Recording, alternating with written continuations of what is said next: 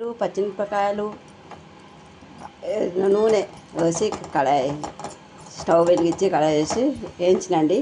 వేయించి మాడే వరకు పాతది మాడే వరకు కొంచెం నానబెట్టి ఇంట్లో ఉడికించినండి.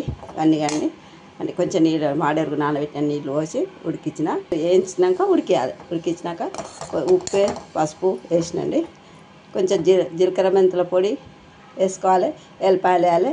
తగినంత ఉప్పు వేసి మిక్సీ పట్టుకోవాలండి. స్టవ్ ఆఫ్ చేసిన అల్లేరు రోటి పచ్చడి నేను మాడేవరకు వేసి పెట్టినండి. పాతది చింతపండు వేసుకోవచ్చు, ఇది మామిడికాయ వేసుకోవచ్చు. ఇంకా మిక్సీ పట్టాలండి. ఉప్పు వేయించుతుంటే వేసినా కొంచెం వేసుకుంటున్నాండి. కర్ణకాయలు అంటారు చూడండి, అవి ఒక కాయ కోసి ఒక గ్లాసు పెద్ద గ్లాసు ఉప్పు వేసి ఊరబెట్టి ఉంటాయండి. కొంచెం కొంచెం తీసి నేను జీలకర్ర మెంతుల పొడి కొంచెం ఉప్పు ఉంటుంది కదా, కారం వేసి పోపు చేస్తున్నాండి.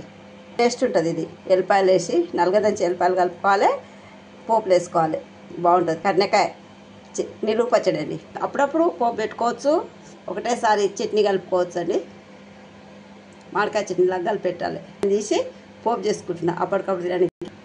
ఉప్పుతో ముక్కలు మెత్తగా అయినాయి చూడండి. ఇక చాలా బాగా అయింది. ఊరినాక పెట్టుకోవాలి, లేకుంటే చేదు కొడుతుంది. పచ్చడికి అదే చట్నీకి పోపు చేసినండి.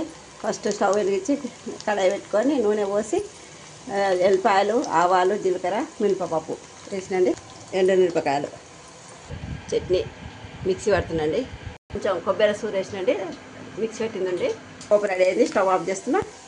పసుపు వేసినండి పోపులనే. ఇదేం నల్లేరు చట్నీ, రోటి పచ్చడి. ఇదేం కర్ణకాయ పచ్చడి అండి. కొంచెం కొంచెం పోపు పెట్టుకున్న నిలువ పచ్చడి చేసుకోవచ్చు. అప్పటికప్పుడు పోపు పెట్టుకొని నిమ్మకాయ చట్నీలాగా పోపు పెట్టుకొని తినొచ్చండి.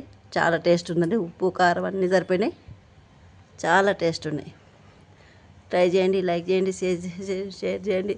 చూసే వాళ్ళందరికీ థ్యాంక్స్. సబ్స్క్రైబ్ చేయండి. కర్ణకాయ చట్నీ.